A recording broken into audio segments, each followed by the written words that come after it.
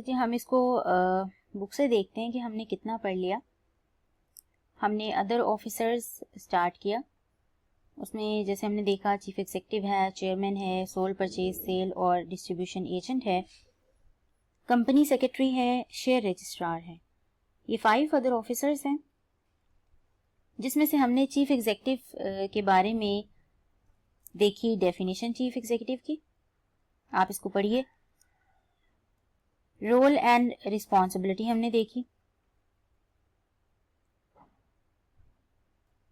Restriction on appointment of chief executive, इसमें वही बात कि जो बंदा डायरेक्टर नहीं बन सकता, डायरेक्टर बनने के काबिल नहीं है, वो चीफ एग्जीक्यूटिव भी नहीं बन सकता।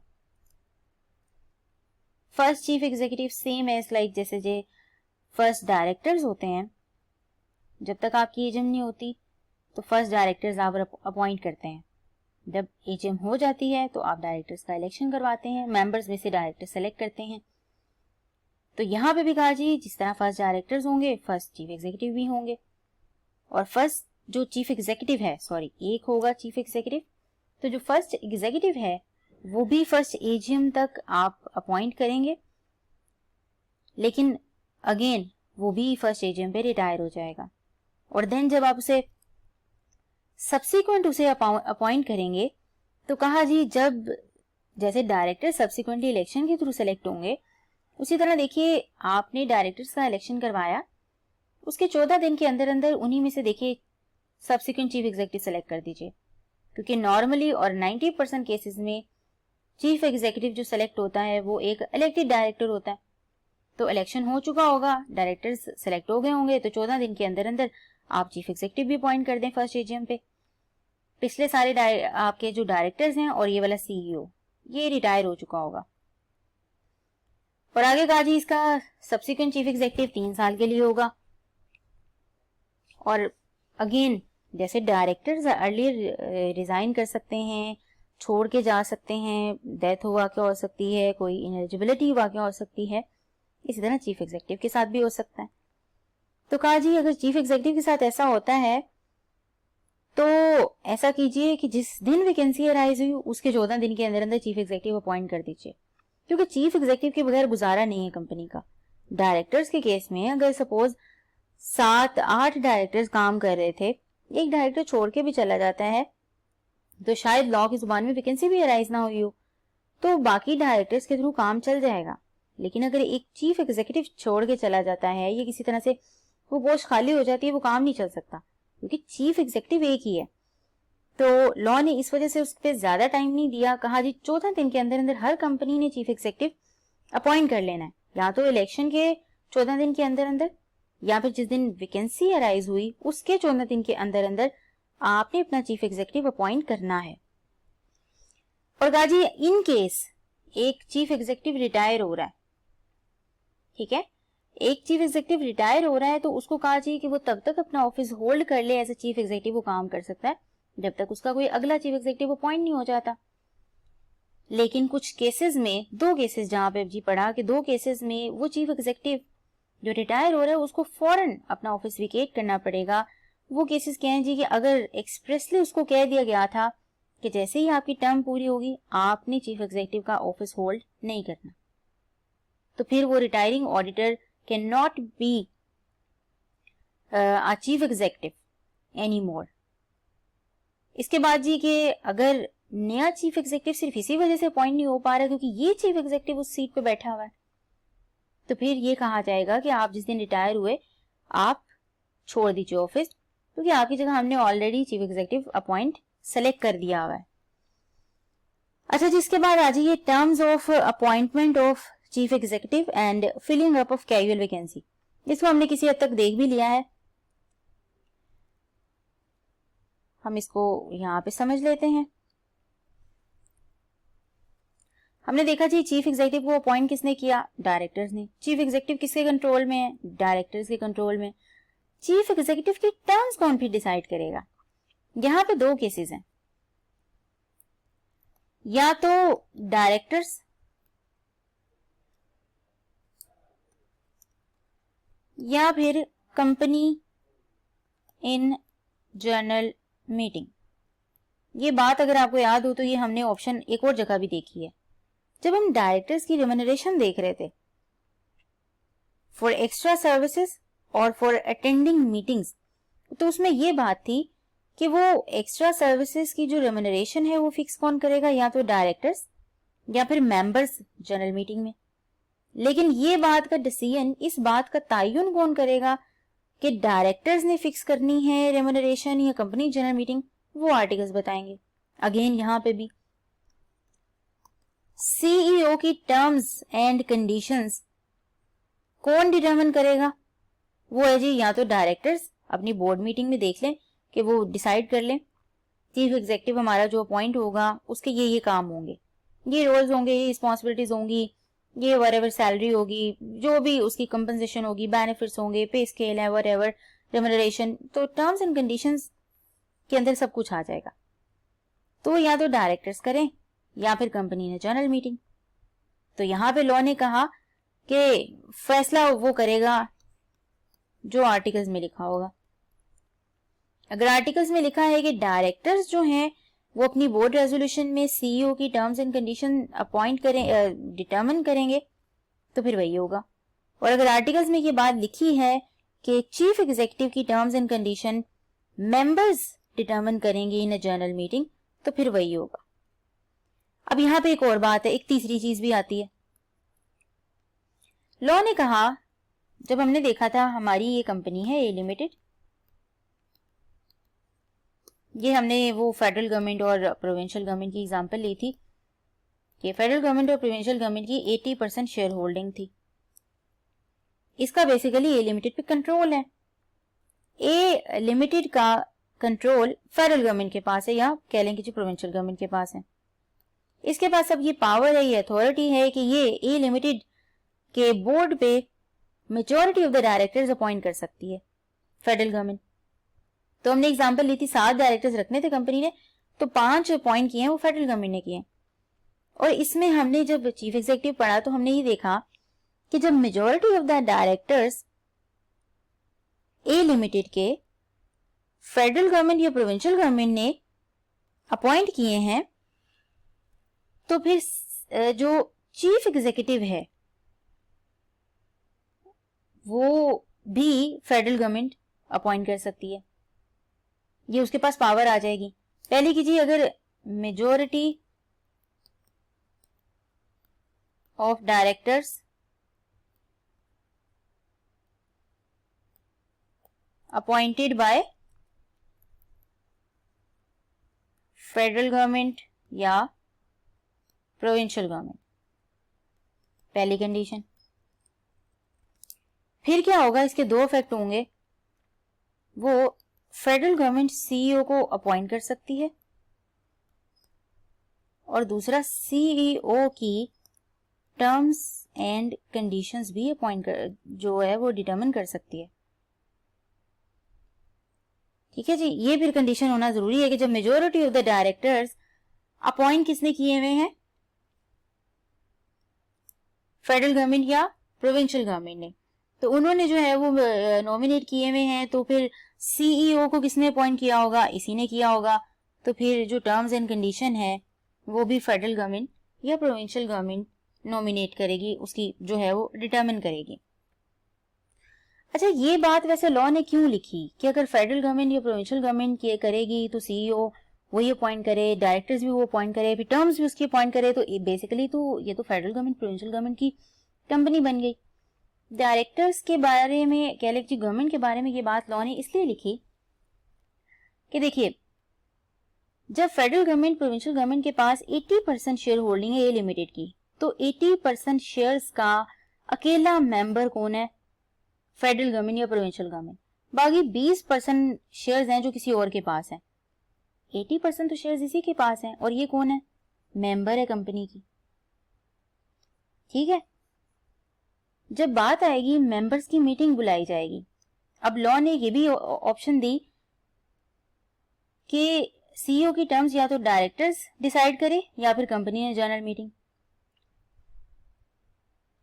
दोनों में देखिए, अगर वो डायरेक्टर्स की बात करते हैं कि डायरेक्टर्स सीईओ की टर्म्स डिसाइड करे, एक ऐसी कंपनी की एक ऐसी कंपनी के सीईओ की जिसके 80% शेयर्स फेडरल गवर्नमेंट या प्रोविंशियल गवर्नमेंट के पास हैं, और उस गवर्नमेंट ने ये सारे के सारे डायरेक्टर्स मेजोरिटी किसने अपॉइंट किए होंगे? फेडरल गवर्नमेंट या प्रोविंशियल गवर्नमेंट ने। ठीक है जी। और जब आएगी, सपोज डायरेक्टर्स की ऑप्शन नहीं लेते, कहते कि जी कंपनी ने जनरल मीटिंग सीईओ की टर्म्स एंड कंडीशन डिटर्मिन करे, तो जब यहां पे आते हैं तो कंपनी ने जनरल मीटिंग में ये मेंबर्स की मीटिंग होगी, और अगेन कौन से मेंबर्स ज्यादा हैं, किसके पास ज्यादा शेयर होल्डिंग है? फिर से फेडरल गवर्नमेंट या प्रोविंशियल गवर्नमेंट। इसलिए लॉ ने कहा कि ये दो बातें खुद ही एप्लीकेबल हो जाएंगी। जब फेडरल गवर्नमेंट या प्रोविंशियल गवर्नमेंट ने majority of the directors appoint किए होंगे तो उसको सीईओ अपॉइंट करने की भी पावर दे दी, नॉमिनेट कर सकता है वो। फिर कहा कि अगर वो सीईओ नॉमिनेट कर सकता है, majority of the directors appoint कर सकता है, तो फिर वो सीईओ की टर्म्स एंड कंडीशन भी डिटरमिन कर सकता है। तो ये कंडीशन, ये जो अलग से बताया कि जी फेडरल गवर्नमेंट ये कर सकती है, वो इसके खिलाफ जाके कुछ नहीं हुआ। देखा जाए तो ये इसी कंडीशन को फुलफिल कर रहे हैं। ठीक है जी। इसके बाद आ जाइए, अगर एक चीफ एग्जीक्यूटिव को आपने रखा, अपॉइंट किया, सेलेक्ट किया डायरेक्टर्स ने, अब जरूरी तो नहीं कि आपने सोचा था कि वो अच्छा है और वो अच्छा ही निकले। जो आपने उसको रोल्स रिस्पॉन्सिबिलिटीज बताई, वो अपनी रोल्स एंड रिस्पॉन्सिबिलिटीज को उसी तरह से फुलफिल करे, तो समटाइम ऐसा नहीं भी हो सकता। चीफ एग्जीक्यूटिव कोई उसमें कोई ऐसी कह लीजिए डिसेबिलिटी क्रिएट हो जाए, ineligibility to become a chief executive. क्योंकि हमने ये बात पढ़ी है कि अगर एक पर्सन डायरेक्टर नहीं बन सकता तो वो चीफ एग्जीक्यूटिव भी नहीं बन सकता। पेपर में सवाल आया है जी, ऑटम 19 में अगर आप देखिए, उसमें एक सवाल आया है, उसने 2 नंबर की कह लेंगे जी एक क्या कह लेंगे, एक सिचुएशन बना के दी है, 2 या 3 नंबर की गालिबन। आई होप अटेम्प्ट ऑटम 19 ही है। फिर भी इसको जब आपको 5 पेपर्स मिलेंगे आप उसको कंफर्म कर लीजिएगा।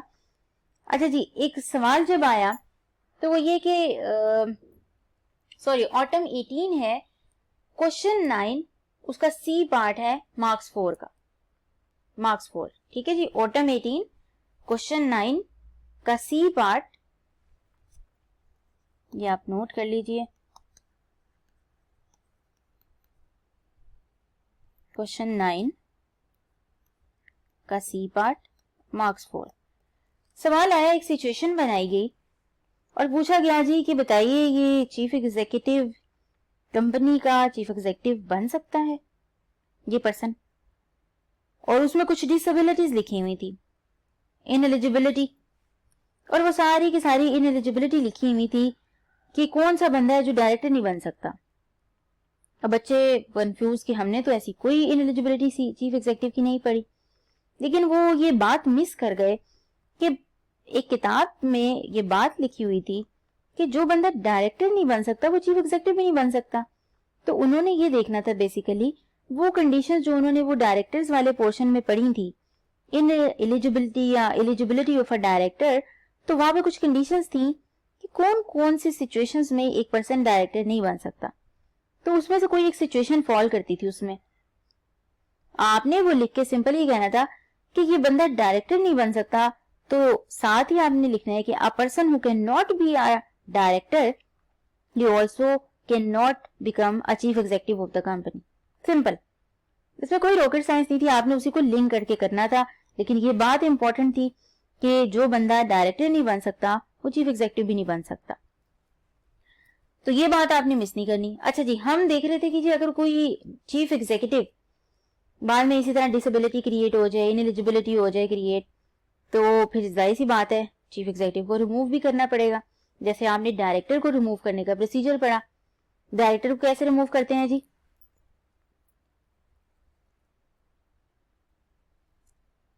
इसमें हम 1-2 पॉइंट यहाँ पे ऐड कर लेते हैं।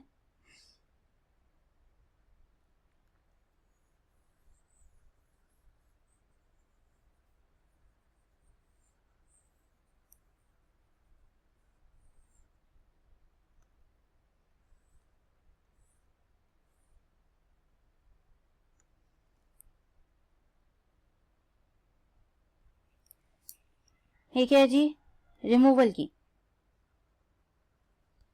आपने रिमूवल का तरीका देखा था डायरेक्टर का, अगर याद हो तो हमने देखा था इलेक्टेड के लिए अलग और अपॉइंटेड के लिए अलग तरीका देखा था। इसके लिए एक फॉर्मूला देखा था दोनों के लिए, और इलेक्टेड में हम कंपेयर करते थे कि वो जो लास्ट पर्सन सिलेक्ट हुआ था वो द एंड वाले वो वोट्स लेके जो डायरेक्टर सिलेक्ट हुआ वो हमने वोट्स रखे थे बेंचमार्क, और कहा कि अगर इससे ज्यादा वोट्स जो डायरेक्टर को आप रिमूव करने जा रहे हैं उसकी फेवर में आ जाते हैं तो वो डायरेक्टर रिमूव नहीं किया जाएगा। ऐसे ही था अपॉइंटेड में, आपने वो फॉर्मूला देखा, वो number of shares multiply by directors for the term divided by directors for the time being, ये फॉर्मूला था। इससे जो वोट्स निकलने थे उसको आपने कंपेयर करना था कि अगर वोट्स जो रेजोल्यूशन के अगेंस्ट, ठीक है, रेजोल्यूशन के अगेंस्ट या डायरेक्टर की फेवर में आ जाते हैं तो फिर भी वो अपॉइंटेड डायरेक्टर रिमूव नहीं किया जा सकता। इसी तरह चीफ एग्जीक्यूटिव भी रिमूव किया जा सकता है। अब एक बात आपने इंपॉर्टेंट है, जो पहली लाइन ही आप जब बुक देखेंगे इसकी लिखी हुई है जी, पहली या दूसरी लाइन, ये बात लिखी है जी कि वो तो ये था ना कि इलेक्टेड डायरेक्टर है, उसके इतने वोट्स है तो आप उसको रिमूव कर सकते हैं। आर्टिकल्स में ये लिखा है तो ये लिखा है, आपने आर्टिकल्स की बात माननी होती है, कुछ ऐसा करके आप पढ़ते हैं। चीफ एग्जीक्यूटिव ने कहा कि अब ये जो मैं 3 तरीके बताऊंगा, लॉ ने कहा इनमें से कोई भी मोड यूज करके 3 तरीके, 3 सिचुएशन में 3 तरीके बताऊंगा, किसी भी तरीके से आप चीफ एग्जीक्यूटिव को रिमूव कर सकते हैं regardless of any provisions in the articles of association या फिर उसकी अपॉइंटमेंट। अगर सपोज आपने आर्टिकल्स में लिखा कि एक चीफ एग्जीक्यूटिव 3 साल से पहले तो उसको रिमूव भी नहीं किया जा सकता, ठीक है, आपने आर्टिकल्स में लिख दिया, जबकि लॉ कहता है कि चाहे आप अपने आर्टिकल्स में कुछ भी लिख दें, चाहे आप उसके साथ जो कॉन्ट्रैक्ट किया अपॉइंटमेंट का उसके साथ ही कॉन्ट्रैक्ट कर लें कि नहीं नहीं आपको तो 2 साल तक रिमूव करना ही नहीं है, चाहे आपने उसके कॉन्ट्रैक्ट में लिख लिया, लेकिन ये जो मैं 3 तरीके बताऊंगा, इन 3 तरीकों से आप चीफ एग्जीक्यूटिव को किसी भी टाइम रिमूव कर सकते हैं। चाहे आपने अपने आर्टिकल्स में कुछ भी लिख दिया, चाहे आपने उसकी कॉन्ट्रैक्ट ऑफ अपॉइंटमेंट में कोई भी बात लिख दी, लेकिन ये जो 3 तरीके हैं ये regardless of any provision in the articles और उसकी टर्म्स जो भी आपने कॉन्ट्रैक्ट की हैं उसमें डिसाइड की, आप ये 3 तरीके यूज कर सकते हैं, आप किसी भी टाइम इसे रिमूव कर सकते हैं। ये जो पहली 2 लाइनें ये खास इस पे फोकस करने वाला है, क्योंकि हमने हर चीज देखी होती है कि जो चीज लॉ ने कही ओके, लेकिन अगर आपने आर्टिकल्स में लिख दिया तो आर्टिकल्स की बात। ऐसा ही है, अगर लॉ ने कहा 7 डायरेक्टर्स रखने हैं लेकिन आपने आर्टिकल्स में लिख दिया 10 तो फिर 10। लेकिन यहाँ पे ये चीज खास इंपॉर्टेंट इस वजह से है कि यहाँ पे ये बात इसलिए लिखी गई कि जी लॉ ने ये कह दिया, अब आप चाहे अपने आर्टिकल्स में ये लिख लें या ये लिख लें, ये बात निगेट नहीं करेगी। आप किसी तरह से भी फिर भी चीफ एग्जीक्यूटिव को रिमूव कर सकते हैं। बाद में चीफ एग्जीक्यूटिव ये नहीं कह सकता कि देखिए आपने तो अपने आर्टिकल्स में ये लिखा था, आपने तो अपने मेरे कॉन्ट्रैक्ट जो किया मेरा अपॉइंटमेंट को उसमें ये लिखा कि आप मुझे रिमूव नहीं करेंगे, तो रिगार्डलेस ऑफ एनी प्रोविजन। तो यहाँ पे लॉ आपको एक तरह की प्रोटेक्शन भी दे रहा है कि आप इसके बावजूद उस चीफ एग्जीक्यूटिव को रिमूव कर सकते हैं। पहला क्या जी, आप चीफ एग्जीक्यूटिव को रिमूव करना चाहते हैं तो आप स्पेशल रेजोल्यूशन पास कीजिए, और आपको पता है स्पेशल रेजोल्यूशन क्या होती है, वो 3 कंडीशंस स्पेशल रेजोल्यूशन में जो आपकी मेंबर्स की अप्रूवल आती है वो 3/4 ऑफ द मेंबर्स आती है। 75% of the members either entitled to vote through proxy or through person or through postal ballot. और ये जनरल मीटिंग होती है, डायरेक्टर्स की मीटिंग नहीं होती। और इस रेजोल्यूशन से पहले आपने जब मीटिंग करनी होती है इसका 21 दिन पहले नोटिस दिया होता है, ये होती है स्पेशल रेजोल्यूशन।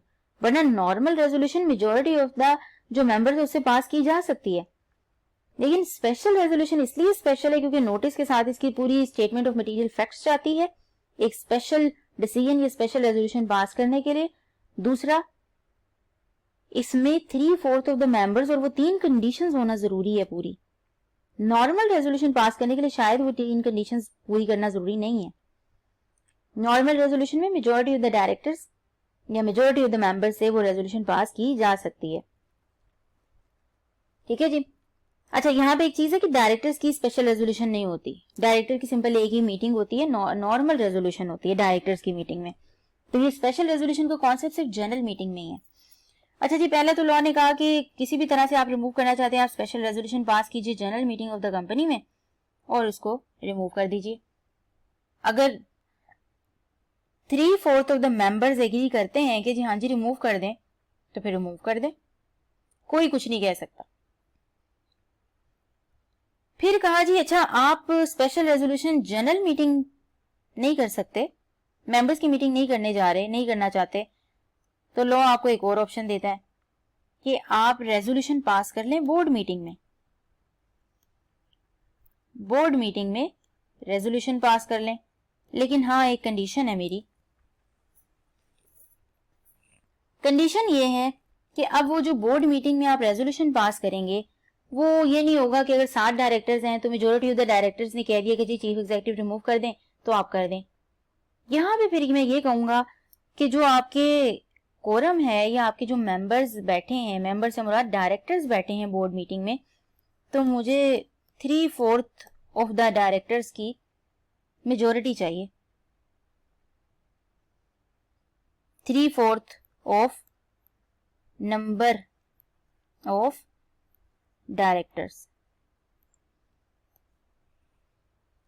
पहले तो चलिए 7 हैं तो चलो 5 एग्री कर गए, 4 भी एग्री कर गए तो ओके, ये नॉर्मल रेजोल्यूशन है।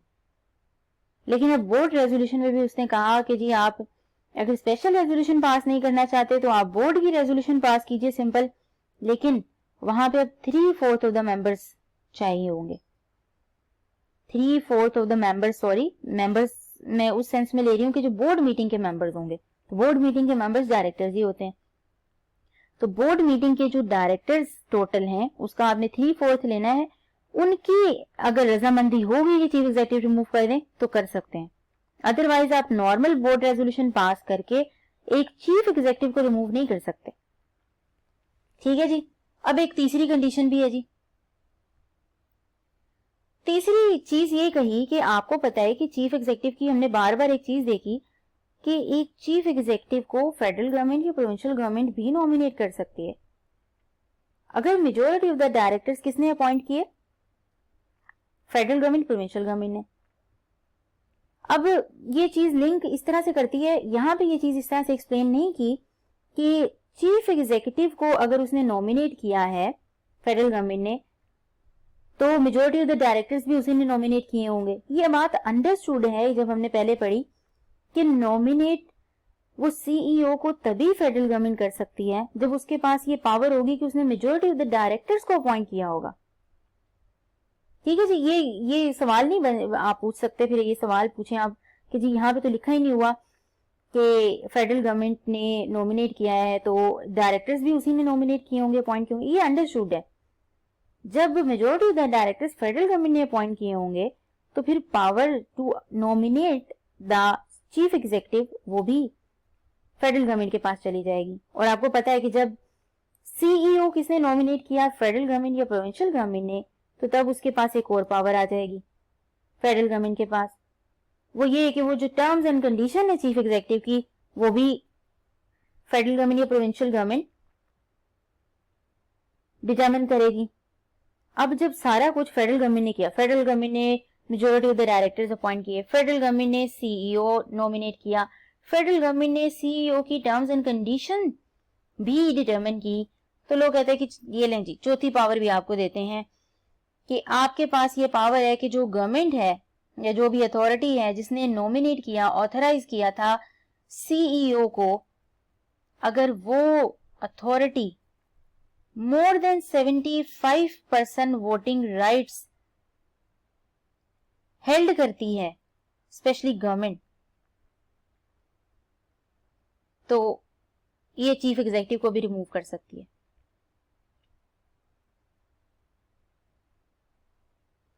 तो लॉ ने बेसिकली यहां पे चीजों को एक तरह से सिंक्रोनाइज किया है कि जब ऐसी सिचुएशन हो जाए कि चीफ एग्जीक्यूटिव भी नॉमिनेट किया है फेडरल गवर्नमेंट ने, डायरेक्टर्स भी मेजोरिटी फेडरल गवर्नमेंट ने नॉमिनेट किए हैं, अपॉइंट किए हैं, और टर्म्स एंड कंडीशन सीईओ की वो भी जो डिटरमिन की है वो फेडरल गवर्नमेंट प्रोविंशियल गवर्नमेंट ने की है। तो लॉ फिर कहता है कि फिर सिंक्रोनाइजेशन फिर ऐसे ही बनती है कि जो उसको रिमूव करने की पावर है वो भी इसी के पास जाएगी। लेकिन हाँ, इसमें मैं कंडीशन लगाता हूं, इसमें कंडीशन ये लगाई कि at least 75%, more than 75% voting rights उस कंपनी में are held by that government. अब यहां पे एक चीज इंपॉर्टेंट, अगर सीईओ को नॉमिनेट किया फेडरल गवर्नमेंट या प्रोविंशियल गवर्नमेंट ने, मेजॉरिटी ऑफ द डायरेक्टर्स को नॉमिनेट किया फेडरल गवर्नमेंट या प्रोविंशियल गवर्नमेंट ने, लेकिन गवर्नमेंट के पास जो वोटिंग राइट्स हैं वो टोटल कंपनी की जो वोटिंग राइट्स हैं उसका 60 या 65% बनता है। तो अब क्वेश्चन आता है कि क्या फेडरल गवर्नमेंट सीईओ को नॉमिनेट कर सकती है? Answer is no. ये कंडीशन का होना जरूरी है, पूरा होना, कि उसके पास 75% वोटिंग राइट्स भी होने चाहिए, तब वो सीईओ को क्या कर सकती है? रिमूव कर सकती है।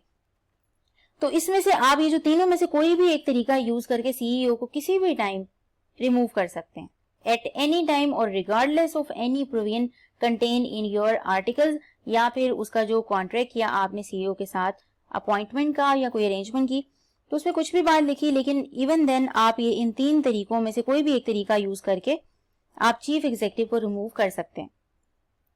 अच्छा जी, इस पे हम एक इलिस्ट्रेशन है वो भी देख लेते हैं। बुक पे आते हैं,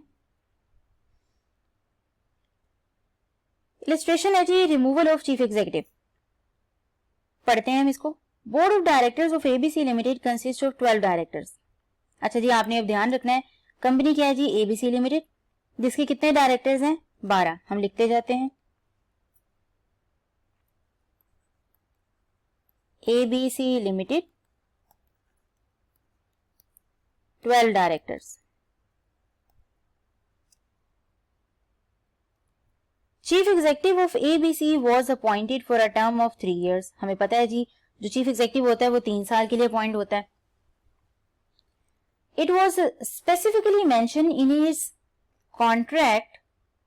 अब आगे बात इंपॉर्टेंट है, वो देखिए, उसने कहा जी कि उसका जब कॉन्ट्रैक्ट हुआ, उसके कॉन्ट्रैक्ट में स्पेसिफिकली ये लिखा कि he shall not be terminated before the expiry of term of his office, कि भाई 3 साल से पहले तो तुम्हें हम रिमूव करेंगे ही नहीं, हमने तुम्हारे कॉन्ट्रैक्ट में लिख दिया ये बात। Directors are not satisfied with the performance of chief executive. Directors को बीच में आगे पता लगा जी भाई चीफ एग्जीक्यूटिव साहब तो भी वो काम कर ही नहीं सकते, इनके बस का काम नहीं है ये। अब डायरेक्टर्स चाहते हैं कि उसको रिमूव कर दें, and want to remove him. अब हमसे पूछा जा रहा है कि can they remove the chief executive in presence of such clauses in the contract which do not allow his early termination.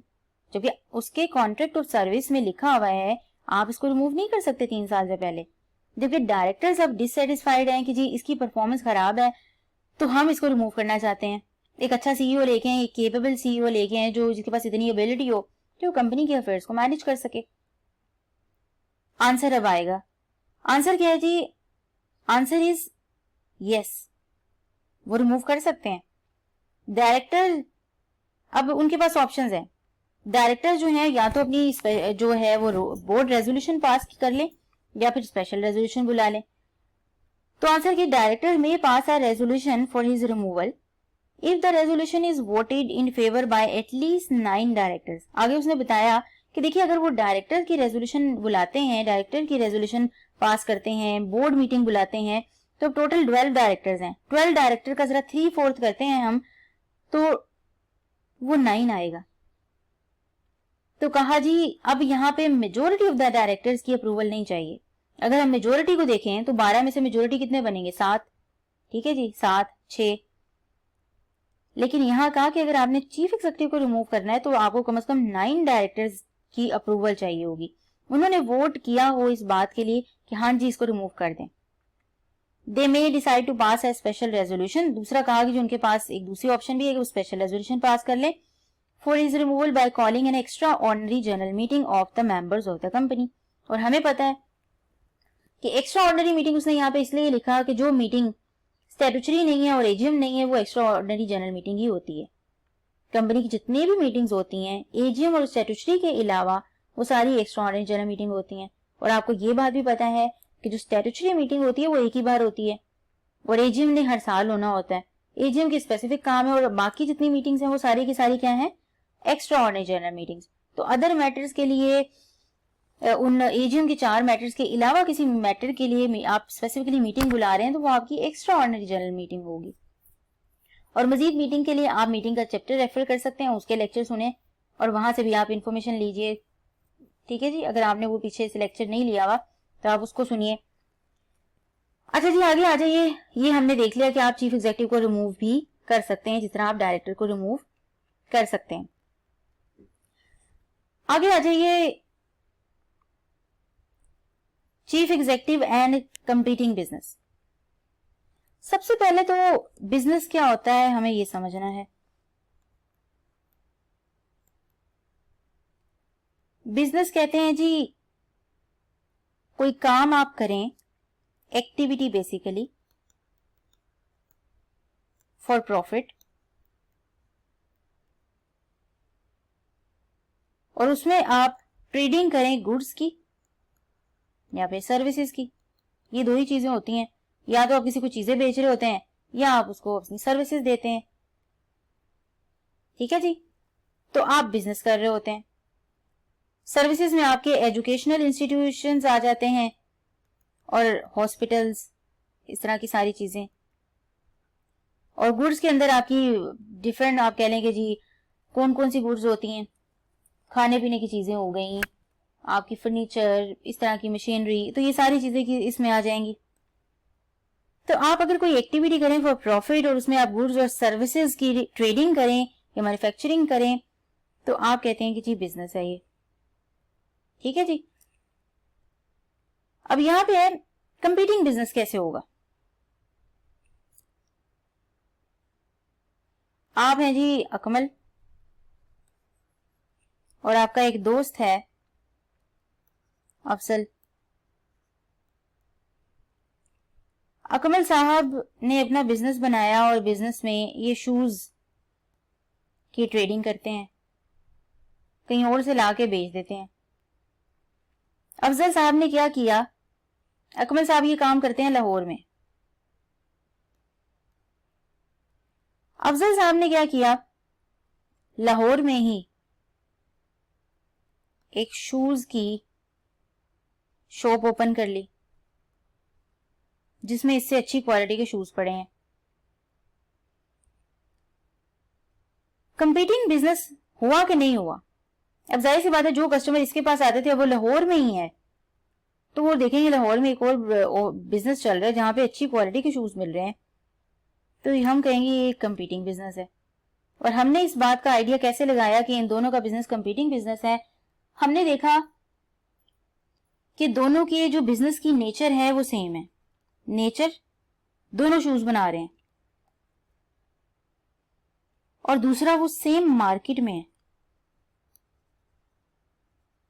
Market से मुराद आप कह लेंगे जी लोकेशन भी हो सकती है, कोई जियोग्राफिकल एरिया भी हो सकता है, आप कह लेंगे ठीक है लोकेशन एरिया।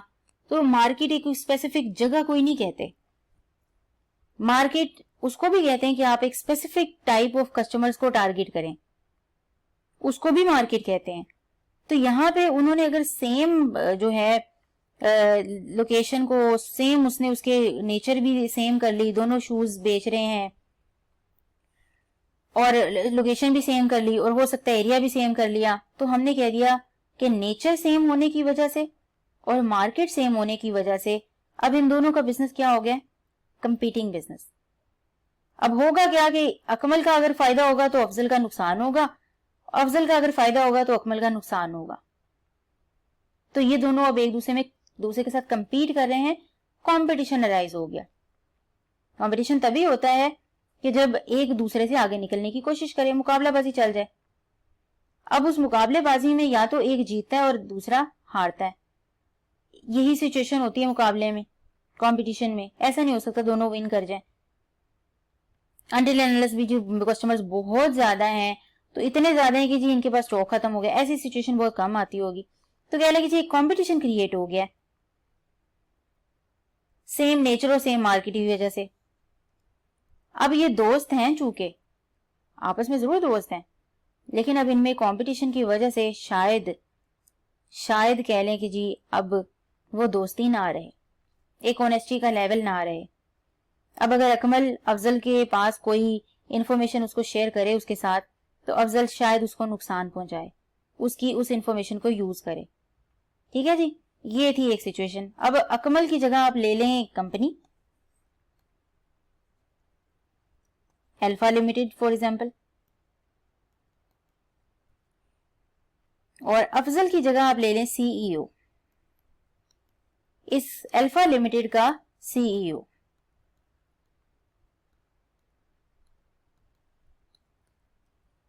आपको पता है जैसे डायरेक्टर्स और कंपनी का एक फिड्यूशियरी रिलेशनशिप होता है, इसी तरह सीईओ भी एक डायरेक्टर होता है। सीईओ होने की वजह से उसका और कंपनी का भी आपस में एक फिड्यूशियरी रिलेशनशिप है।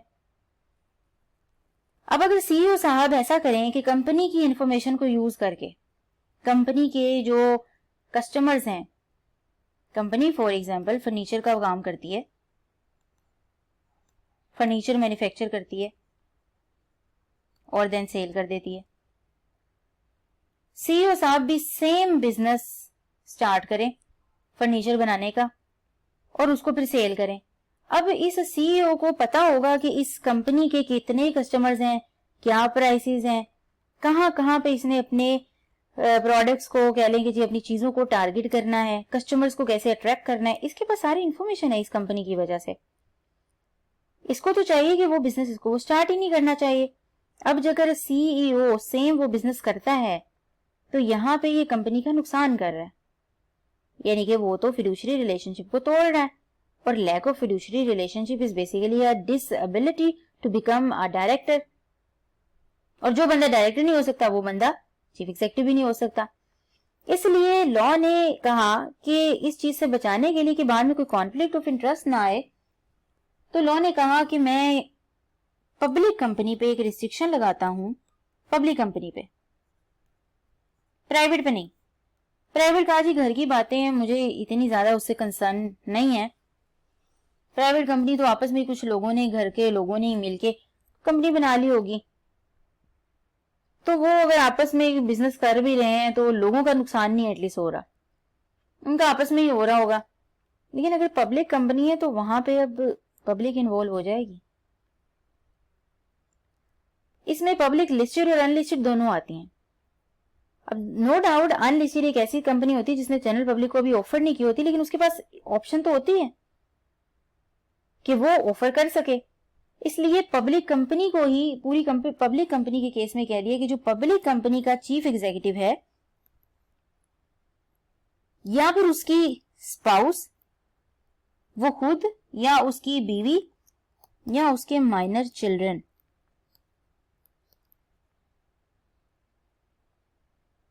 ये तीन लोग, सीईओ खुद, उसकी स्पाउस, उसके माइनर चिल्ड्रन, ये किसी भी ऐसे बिजनेस में इंगेज नहीं होंगे जो बिजनेस कंपीट कर रहा होगा with the business of the company in which he is a chief executive, या फिर किसी ऐसे बिजनेस के साथ जो कि उस कंपनी की सब्सिडरी कंपनी का बिजनेस है। अब यहां होल्डिंग कंपनी की बात नहीं आई। कहा ये पब्लिक कंपनी है, इस पब्लिक कंपनी का बिजनेस है जी व्हीकल्स सेल करना। सीईओ या उसकी बीवी, सीईओ खुद तो वो बिजनेस नहीं कर रहा, लेकिन उसकी बीवी जो है वो व्हीकल सेल करने का बिजनेस शुरू कर दे। ठीक है जी। अगर सपोज फॉर एग्जांपल खुद नहीं करती, लेकिन अब उनका जो माइनर चिल्ड्रन है उनके नाम पे एक बिजनेस खोल के उसके साथ ये व्हीकल सेल करना शुरू कर दे, वो बिजनेस बनाना शुरू कर दे, बिजनेस करना शुरू कर दे, तो लॉ ने इस चीज से भी मना कर दिया। फिर कहा कि ये तीन लोग ना तो कंपनी के बिजनेस में compete करेंगे और ना ही कंपनी की जो सब्सिडरी कंपनी है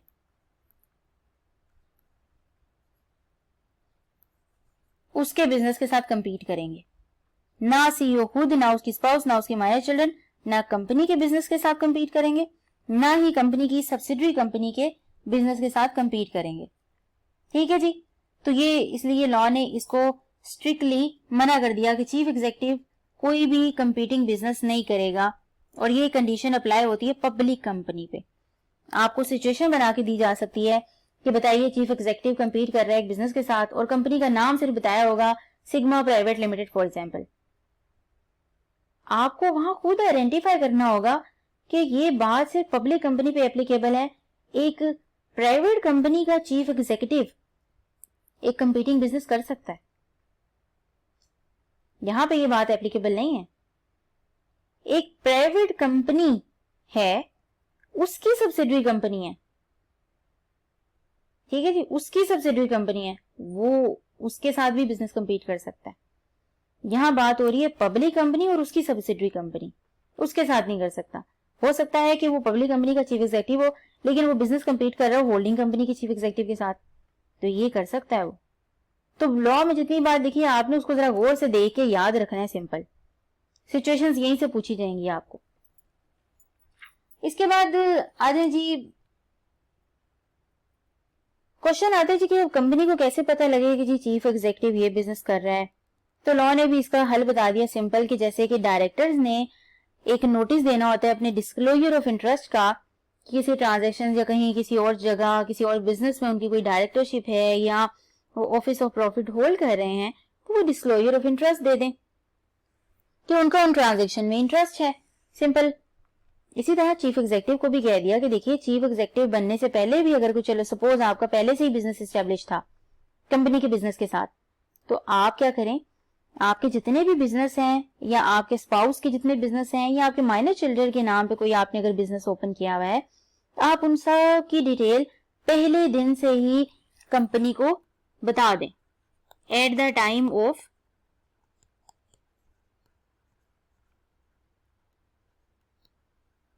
अपॉइंटमेंट ऑफ सीईओ। तो जिस दिन उसकी अपॉइंटमेंट हुई, तो अपॉइंटमेंट के पहले दिन ही फौरन ही अपने जितने भी बिजनेस वो कैरी कर रहे हैं वो बता दें, और उन किस किस में उसका इंटरेस्ट है वो पहले दिन ही कंपनी को उसके बारे में बता दें, ताकि बाद में ऐसी कोई इन्फॉर्मेशन या कुछ ऐसी लॉ की बात आपको पता लगे तो ऐसा ना हो कि वो नॉन कंप्लायंस हो जाए।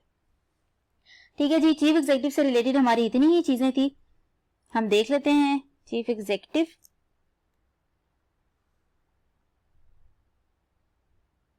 अदर ऑफिसर्स में मैंने कहा था जी हमारा चीफ एग्जीक्यूटिव थोड़ा लंबा है। Chief executive, chairman, sole purchase या सेल डिस्ट्रीब्यूशन एजेंट, सेक्रेटरी और शेयर रजिस्ट्रार, हमारे ये 4 ऑफिसर रह गए। चीफ एग्जीक्यूटिव में हमने उसकी डेफिनेशन देखी, चीफ एग्जीक्यूटिव की रोल्स एंड रिस्पॉन्सिबिलिटीज देखी, जो कि majority of the time directors decide करेंगे। रिस्ट्रिक्शन ऑन अपॉइंटमेंट यही है कि जो बंदा डायरेक्टर नहीं बन सकता वो चीफ एग्जीक्यूटिव भी नहीं बन सकता। फर्स्ट सीईओ मेजोरिटी जो सब्सक्राइबर टू द मेमोरेंडम है वो डिटरमिन करेंगे, और सब्सिक्वेंट सीईओ इलेक्शन के 14 दिन के अंदर अंदर डायरेक्टर्स अपॉइंट करेंगे। टर्म्स और कैजुअल वैकेंसी के बारे में हमने अभी देखा, रिमूवल कैसे होगी सीईओ की वो भी देख लिया, और सीईओ और कंपीटिंग बिजनेस ये भी हमने देख लिया। तो ये सारी चीजें हमने, ये 8 बेसिकली कह लें कि जी सब हेडिंग्स थी चीफ एग्जीक्यूटिव में, वो देख ली हमने। अब आ जाइए चेयरमैन पे।